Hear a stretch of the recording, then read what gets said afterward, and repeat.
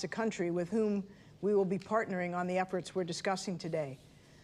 We are grateful to partner with you because you have shown such clear vision, commitment, alignment of values, and effectiveness in tackling the complex and difficult challenge of unsheltered homelessness. I want to welcome leaders who have been really on the front lines of addressing some of the most pressing issues we face together as a nation. Let me begin with Mayor Karen Bass of Los Angeles, California. It's great to have you, Madam Mayor. Mayor John Giles of Mesa, Arizona. We're grateful to have you as well. Mayor Bruce Harrell of Seattle. Very happy to have you with us. Mayor Pro Tem Carolyn King Arnold of Dallas, Texas. We're grateful to have you as well. County Executive James Dow Constantine of King County, Washington. Deputy Mayor Jennifer Johnson of Chicago, Illinois. And Lourdes Castro Ramirez, Secretary of the Business, Consumer Services, and Housing Agency for the state of California. We also have community partners with us today. I want to thank you very much for all you do to reduce homelessness and ensure that every person has a place to call home. I'm proud to work with the U.S. Interagency Council on homelessness and all of our federal agency partners to lead our crucial efforts to address and end homelessness. Our nation's homelessness challenge at its roots comes down to an inadequate supply of housing, but it also intersects with mental and behavioral health, substance use, and so many other key issues. As of 2022, there were over 580,000 homeless people in this country. Sadly, 4 out of every 10 of those individuals were unsheltered, living on streets, in tents, in cars, or other places, going to sleep without a roof over their heads. Many of the people who are homelessness are veterans who served our country, and youth who aged out of foster care and had no supports to help them thrive. Their children, mothers, fathers, and friends. People are living on the streets not by choice, but despite trying to remain housed, and for various reasons they could not. President Biden firmly believes that everyone deserves a safe, decent, and affordable place to live, and he is committed to achieving that.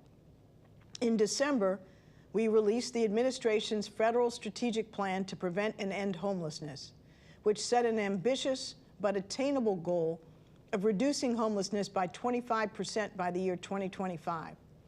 The plan emphasized the importance of pursuing policies that have been proven to work, like Housing First, an evidence-based approach that uses housing as a platform for other critical services, such as job training and mental health services. The plan also focuses on homelessness prevention, because we should both help people who are homeless become housed and prevent people from falling into homelessness in the first place. During the pandemic, which was one of the worst economic periods in our nation's history, the Biden-Harris administration deployed over 11 million emergency rental assistance payments and pursued ambitious mortgage forbearance policies, both of which helped millions of people remain housed. That's why homelessness, remarkably, remained flat between 2020 and 2022, rather than rising dramatically. We know we can't meaningfully address our nation's homelessness problem without a distinct focus on unsheltered homelessness, and that's what we're unveiling today. And that's why my team at the Domestic Policy Council, along with the U.S. Interagency Council on Homelessness and 19 federal agencies that comprise it, have been working to develop All Inside, the new place-based initiative focused on unsheltered homelessness. I'm now going to turn it over to my good friend and colleague, the Secretary of Veterans Affairs, Dennis McDonough, who is the chair of the U.S. Interagency Council on Homelessness and a huge champion for America's veterans and for all who are living without shelter. He's going to tell you more about this important initiative. Susan, thank you so much. I love working with Susan Rice. Today, the Biden-Harris administration is announcing the launch of All Inside, a first-of-its-kind initiative to address unsheltered homelessness across the country. I'm delighted to see the work of All Inside, both as the chair of the Interagency Council and in my work as Secretary of the Department of Veterans Affairs. VA is all in with each of you to end homelessness. Significant progress has been made to prevent and end veteran homelessness. We've had a 55% decrease since 2010, but there are still over 33,000 veterans who are homeless, and that's why VA is committed to this overall effort. For VA's part, not only will we remain active in this initiative, but we set our own goal to engage at least 28,000 unsheltered veterans to help them obtain housing and other wraparound services. This goal represents a more than 10% increase in the number of unsheltered veterans reached during 2022. Continued progress in reducing veterans' homelessness, especially unsheltered veterans' homelessness, gets us closer to accomplishing the critical 25% reduction goal nationally.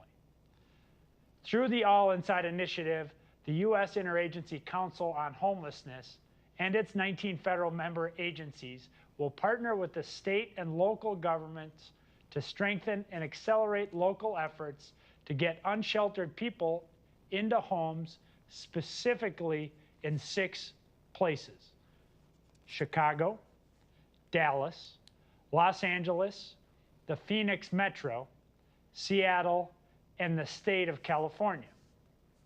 All Inside involves communities that are here today, both in person and online, partnering with federal agencies, elected officials, government staff, community leaders, homeless service providers, and people with lived experience of homelessness to develop and execute local strategies to reduce unsheltered homelessness. The communities who are our partners in this initiative are taking on the challenge of unsheltered homelessness head on. They each understand that only by working together, by cutting across traditional silos, by trying new things, and by building on what works, can we truly make progress on this nettlesome issue. Our teams had the pleasure of working closely with these mayors and state and local leaders and their dedicated teams over the last several months to develop this partnership. And we are excited about the work that we will do together going forward. To accelerate ongoing efforts by local leaders, the Biden-Harris administration will offer innovative and tailored support to participating communities for up to 2 years. Through this initiative, we will be embedding a federal official in each community to accelerate locally driven strategies and enact system-level changes to reduce unsheltered homelessness. We will also deploy dedicated teams across the federal government to identify opportunities for regulatory relief and flexibilities, navigate federal funding streams, and facilitate a peer learning network across the communities. And we will be convening philanthropy, the private sector, and other communities to identify opportunities for follow-on support and collaboration. In addition, the administration will launch new policy efforts to address major barriers to housing, health care, and other support for people experiencing unsheltered homelessness. Although we will start in the communities that are represented here today, we will share what we learn from this initiative with the rest of the nation so that together we can ensure that every person has to, we can ensure that a person that has to sleep on the street in this country has, like everyone else, a safe, stable, accessible, and affordable home. More information on this initiative can be found on the White House fact sheet that was released earlier today. We're excited to be joined today by our partner sites that Susan just talked through a minute ago. We'll hear from them in a minute. But before we do that, let me turn the floor over to our fearless leader at the U.S. Interagency Council on Homelessness, Jeff Olivet, who will facilitate our conversation with the leaders in these communities so that we all work together to move forward and make progress on ending homelessness. Jeff, over to you. Thank you, Secretary McDonough, and thank you so much for your strong leadership as chair of our council. Your approach to leading our council exemplifies two key elements of this initiative: urgency and collaboration. We know that homelessness was a crisis before the pandemic, and it continues to be a crisis now that the pandemic is officially over. The All Inside initiative treats homelessness as the urgent public health crisis that it is, with urgency and collaboration. When I tell folks that the U.S. Interagency Council on Homelessness is made up of 19 federal agencies, the first thing they say is, wow. The second thing they often say is, why so many? And that's because homelessness is not a problem that can be solved by a single system, a single sector, or a single jurisdiction. Homelessness is a multi-system failure that requires multi-system solutions. To end homelessness, we must fix our systems, not blame people being failed by them. To end homelessness, we must work together, and that's exactly what this initiative will do. For the next 2 years, our team at USICH, along with colleagues at the White House and our federal partner agencies, will work hand in hand with state and local officials and community leaders to move unsheltered people into homes as quickly and as humanely as possible. For our state and local partners, this will entail designating dedicated staff, identifying crucial local funding streams, working to break down barriers between different programs and services, and executing and scaling strategies to maximize impact. For the federal government, that last point is key. This is about us supporting and accelerating local strategies. That means helping communities navigate the maze of federal funding streams to ensure that they can benefit from all available resources. Exploring where there are flexibilities within federal, state, and local programs so that these programs supporting things like mental health services and substance use treatment, for example, are tailored to the particular needs of the communities. And exchanging best practices so that these communities and others across the country are able to invest in what works. I am overwhelmed by hope and confidence in this initiative, and for that, we have the local leaders at the forefront of this tragedy to thank. They are the drivers of our strategies, and they will be the drivers of our success.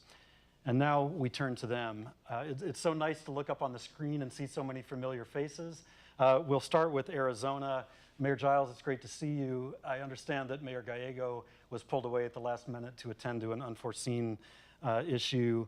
But Mayor Giles, you and Mayor Gallego are well positioned to talk about the importance of regional collaboration across Mesa, Phoenix, and the entire region. Can you tell us about some of your current efforts and how this initiative will advance them? Yes, thank you, Jeff. And before I begin, I just have to say to you and Ambassador Rice, I love the All Inside Initiative name. So whoever came up with that, kudos to you. You guys get a star. Phoenix and Mesa are part of the fastest growing county in the U.S. That's Maricopa County. And I think we're a great example that the challenge of addressing homelessness is something that we have to address on a regional level. When I was chairman of the Maricopa County Association of Governments, we created a regional plan to address homelessness. It was a call to action for all of our cities and towns to step up. Everyone signed on to the plan, but as we know, no plan is good unless we actually implement the plan. Mesa also developed our own city strategic plan to address homelessness. During the pandemic, we launched an Off the Streets program to get our unsheltered population inside during the height of the pandemic. Thank you to our federal partners for the American Rescue Plan money that we have distributed during the pandemic. To date, Mesa has delivered over $60 million in eviction prevention and utility assistance. I think we can all agree that the pandemic was a horrible experience, but it would compound a tragedy if we didn't learn lessons from it. What we saw more than ever were the parts of our community that were overlooked and underserved. It put a spotlight on those in our community in need. Off the Streets was not only a way to get people into safe housing, but it also introduced them to services to break the cycle of homelessness. We want to build on what we learned during the pandemic. We have a remarkable success rate with our Off the Streets program. Believe it or not, it's 75%. and we're still improving and learning in how to respond to this issue. 4 out of 5 people in our program are women, youth, seniors, or people with disabilities. And I got to say that's very intentional. Just this week, Mesa purchased a hotel using our ARPA funds. The plan is to convert it to a pre-shelter facility. Our hope is that this ARPA investment is going to have a legacy impact, putting us on a better path to address these challenges in the long term.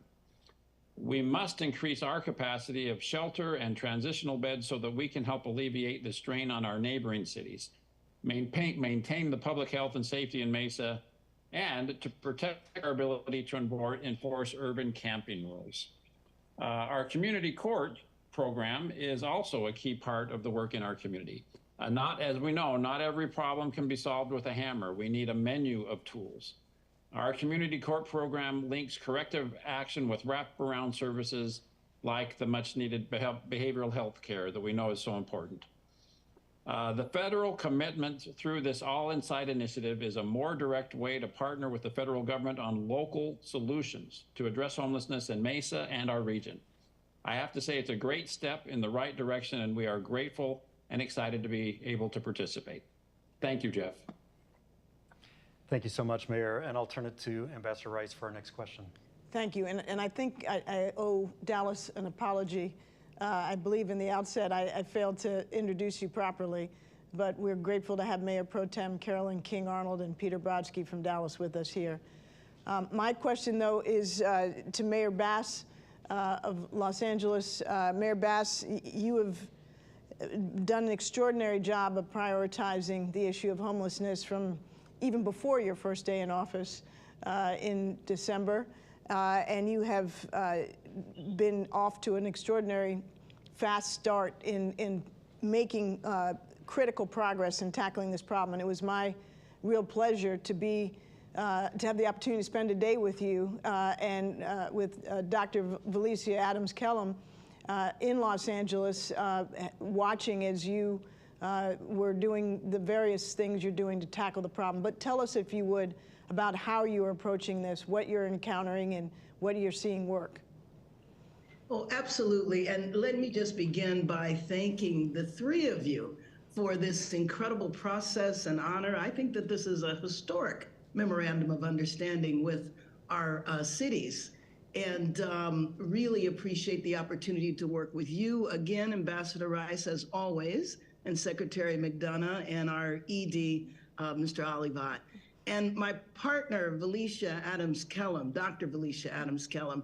On the first day when I took office, I declared a state of emergency because, frankly, to have 47,000 people experiencing homelessness in just our city, not even our county, I believe is an emergency. We had 2,000 people die on the streets last year. I signed an executive directive expediting red tape so that we could get housing built quicker, and also identified public properties, city-owned properties where housing could be built.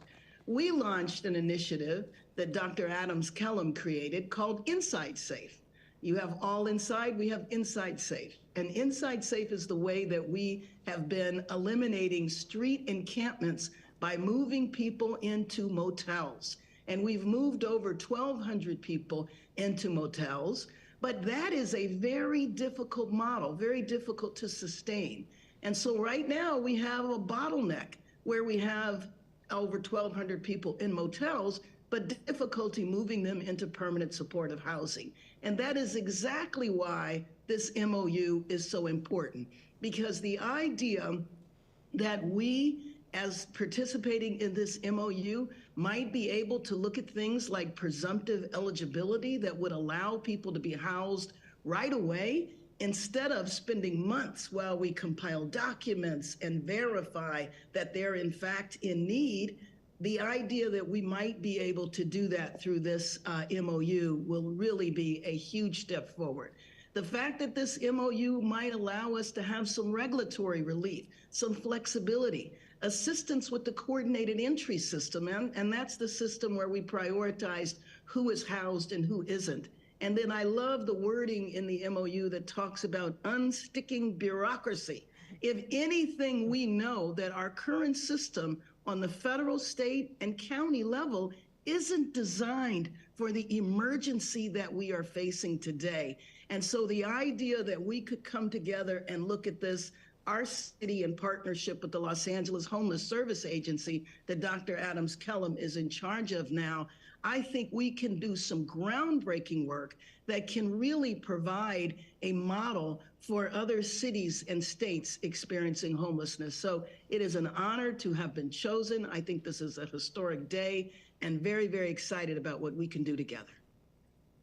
Thank you, Mayor Bass. Susan, thank you. Mayor Bass, great to see you. As I mentioned earlier, we've been very proud of the work we've done with everybody on the screen and everybody here on stage in housing. Last calendar year, more than 40,000, permanently housing more than 40,000 homeless veterans. But we know there's much further to go. And that's why the president proposed guaranteed rental assistance for veterans and for youth aging out of foster care. Secretary Castro Ramirez, can you tell us why California focused this partnership on some of these vulnerable populations? We can't hear you. I think you are muted. There we go.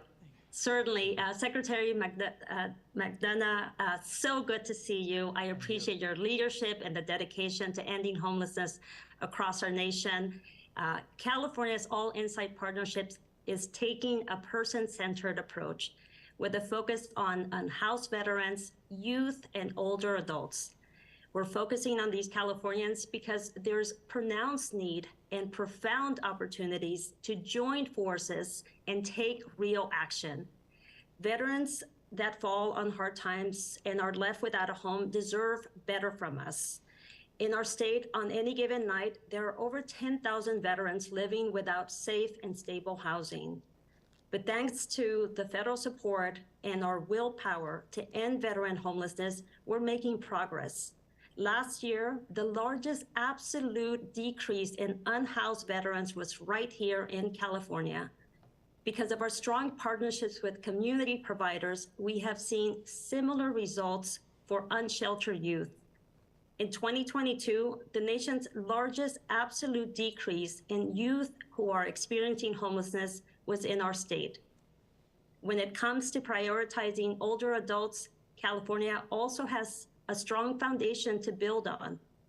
Our master plan on aging has galvanized local governments, nonprofits, and state governments to give older Californians the ability to live where they choose as they age, and also to provide a wider range of affordable housing options. This is what we call a people-centered approach. Being clear on who you're serving, creating the conditions for collaboration, and giving our unwavering attention and action. I'm so proud that our governor, Governor Gavin Newsom, has made solving homelessness and expanding affordable housing top priorities since day one of his administration. Today, California has an Interagency Council on Homelessness, very similar to the U.S. ICH at the national level. We also have the first statewide action plan to prevent and end homelessness, and have invested unprecedented funding to address housing and homelessness. We're working in lockstep with the Biden-Harris administration to build on this foundation, to continue the momentum, to scale solutions like pairing up rental subsidies, VASH vouchers with California's home building progress. The All Inside Partnership provides the opportunity to bolster this federal, state, and local collaboration, and gives us the opportunity to lead unhoused veterans, youth, and older adults to safe, dignified, stable, and affordable housing. We know, as we heard from Mayor Bass, that local leaders are on the front lines of this issue. As the governor has said, the state's vision is realized at the local level by champions like Mayor Bass. So we're working very closely with mayors and counties and continuums of care up and down our state. We're addressing this issue with urgency. We're addressing the issue of having a structural housing supply deficit and keeping unhoused Californians at the forefront by providing policy direction, guidance on evidence-based, people-centered, and equity-focused strategies. When all levels of government come together, we accomplish much more. And we also restore trust and confidence in public institutions. I thank President Biden and Vice President Harris for the All Inside initiative, for its bold action to build a better future for all Americans. Thank you also, Ambassador Rice, for your leadership, to the team at the Domestic Policy Council, to you, Secretary, Director Olivet, and the U.S. ICH team. On behalf of Governor Newsom, gracias. We're proud to stand shoulder to shoulder with you and the members of this cohort. Adelante. Adelante. Madam Secretary, gracias a ustedes for all this great work and this great partnership. Mayor Pro Tem Carolyn King, Arnold, and Peter Bratsky, leaders in Dallas have been exploring partnerships around data and new ways to engage people with lived expertise. Can you tell us about some of your current efforts in those areas and how this all-inside effort might support those? Yes, and thank you so very much for this opportunity. You know, as a member of the continuum of care, the city of Dallas has transformed our response to homelessness over the last several years, made possible by our coming together across public and private partnerships to make historic, targeted investments to end unsheltered homelessness. One of our primary goals is ensuring that our unhoused residents have equitable access to housing resources and that we have standardized the intake processes across our system. We are also conducting an equitable access analysis to ensure that our unhoused residents in every area of our system can continue to connect with the rehousing efforts and resources to end their homelessness. As a significant portion of that transformational process included implementing more effective ways to collect and share data to ensure our unhoused residents are being served in more effective and equitable ways. As a result, those efforts have resulted in 14% decrease in unsheltered homelessness and a 32% reduction in chronic homelessness this year. We know that this all-in partnership will help amplify those efforts and look forward to continuing these efforts together, working to solve homelessness and continue to confront the racial inequities that are prevalent in housing and homelessness. Thanks, Mayor Pro Tem Arnold, and thank you to everyone on this call for the opportunity to participate in this program. Just to underscore what Mayor Pro Tem Arnold talked about, as the board chair of Housing Forward, which is our lead agency in our continuum of care, I can tell you that data is at the center of everything we do, and we've almost doubled the number of agencies participating in HMIS, which is a critical source of that data. We also, to your question, really believe that lived experience has to inform everything we do, because I think unless you've walked a mile in someone's shoes, you don't really understand all the barriers and the complexities that they face. And so to that end, we've really stepped up our efforts to make sure that the voices of people with lived experience being unhoused are front and center. We have a youth action board to ensure that the voices of unhoused youth are there, and they participate in planning our youth programming. We have a lived experience coalition where neighbors from all population groups can lend their expertise throughout our system implementation work groups and planning. And by the way, we compensate the people that participate in those organizations and those councils because they may not have the time to give for free, but their voices need to be heard, and it's worth the investment. We also host a monthly Alliance Forum where neighbors with current or past lived experience can give us feedback about their experience with the system and what other resources would have been helpful to them in their journey. Finally, we encourage all members of the continuum of care to have at least one person with lived experience on their boards, as we do at Housing Forward, to make sure that every decision that's made around the board table is informed by people who actually have had this experience.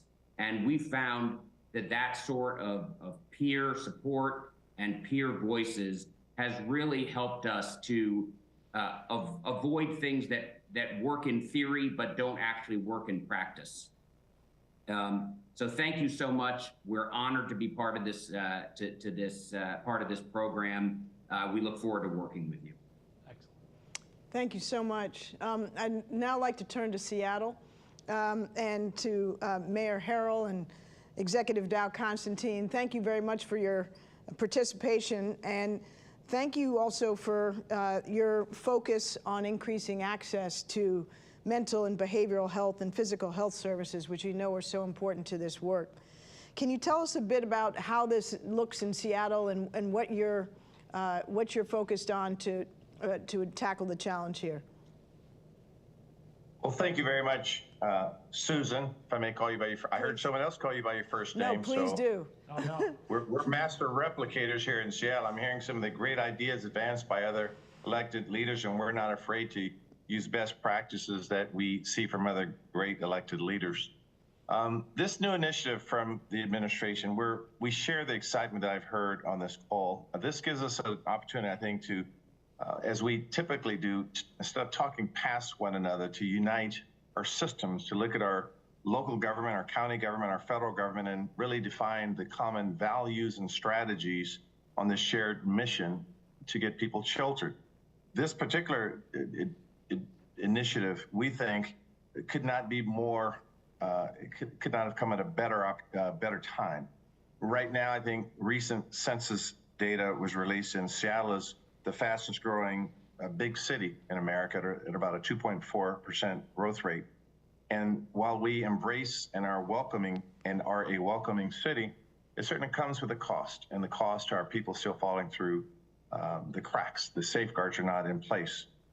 This particular initiative, which is aligned with, I think, the housing first approach that we certainly embrace, will critically bring people indoors, give them a pathway to recovery, and look at the institutional challenges that we've had through historical practices to make sure we can prevent it in the first place.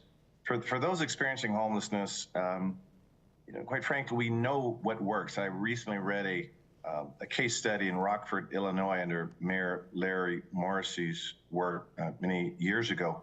We know what works. It's harm reduction services, certainly specific drug treatments, strategies, street outreach, critical incident responses, mobile crisis teams embedded in police, fire, and community organizations, and what I call best practices and first responders. And so this all inside initiative, like I said, could not come at a better time for us to help coordinate. What's working in one city will work here because we're dealing with the same American issues that we have to recognize that we are in this together. That's why I like, as someone said, I think Mayor Giles said, I love the all inside theme, because that's what we need. And we recently passed a crisis care center levy that talks about this kinds of treatment. And I would certainly turn to Executive Dow Constantine, who's been a leader in this space, to maybe perhaps say a few words about the behavioral health investments that the voters recently embraced, which we think fits in beautifully to this all inside strategy. Well, thank you, Mayor, and thank you, Ambassador. Thanks to the Biden administration for bringing us together today. Last month, as the mayor said, our voters countywide approved a groundbreaking, we hope game-changing, $1.25 billion measure to do three things: build crisis care centers across the county, to preserve and expand community-based treatment facilities, and to invest in the workforce. And we think that's critical because it takes people to treat people.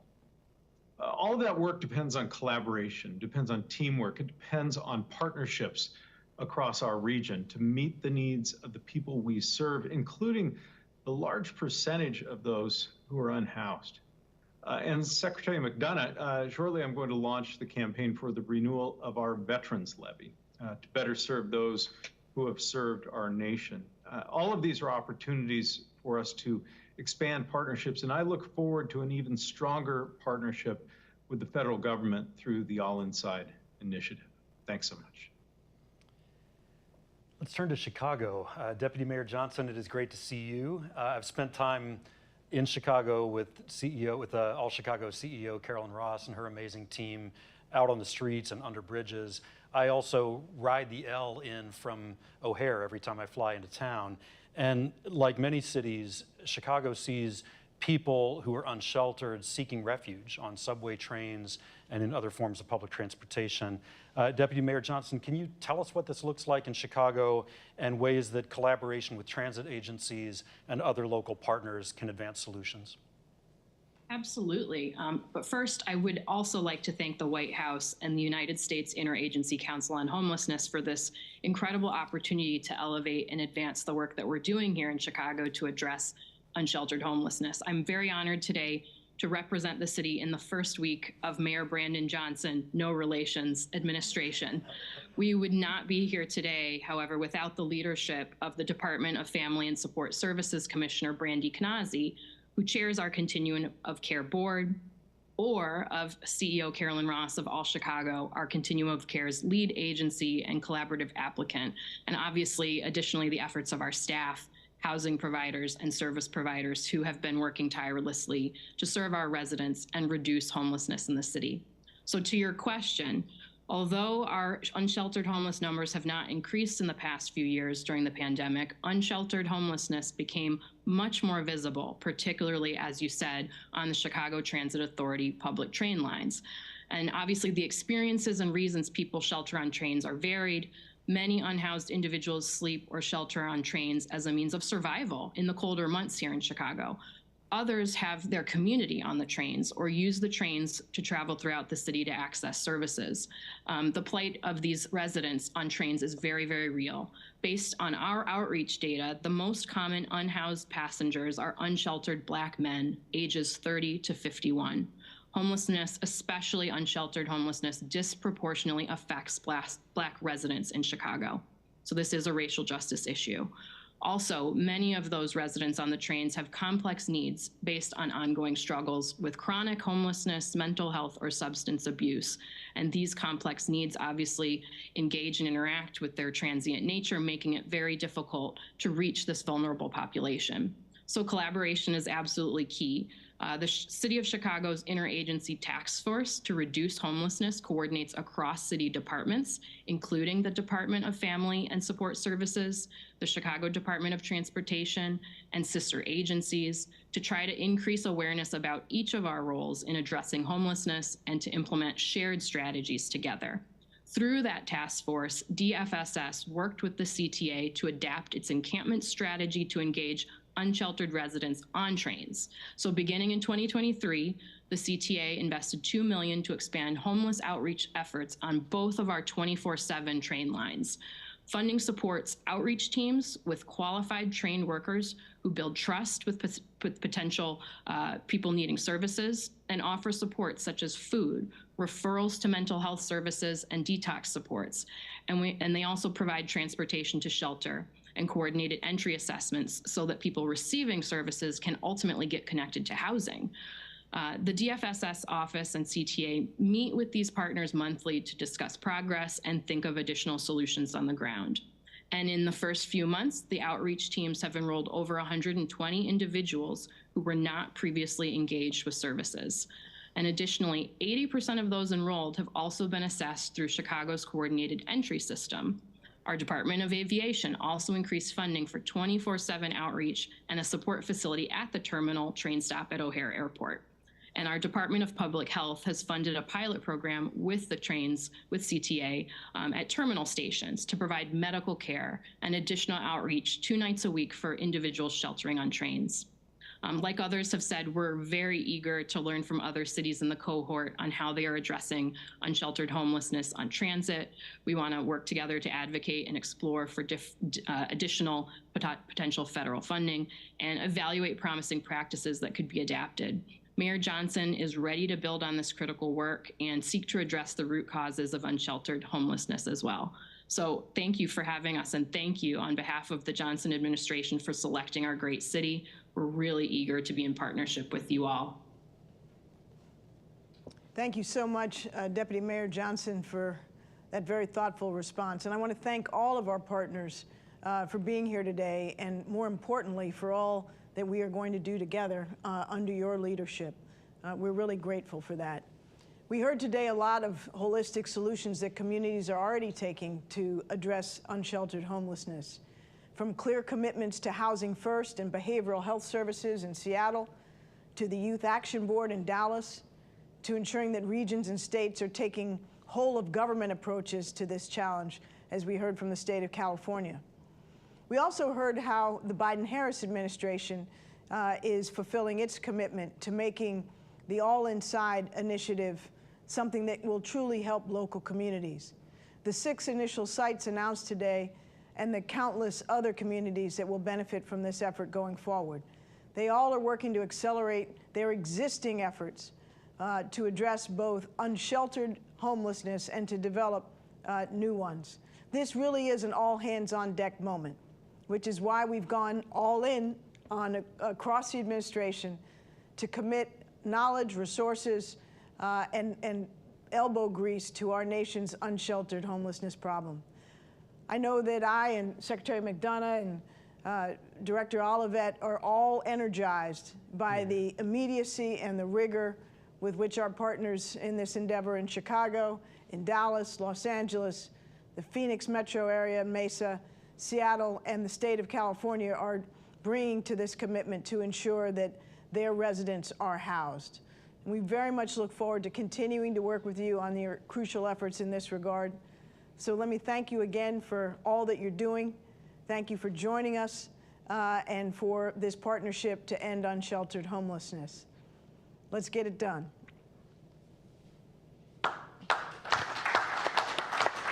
We'll miss you, Susan.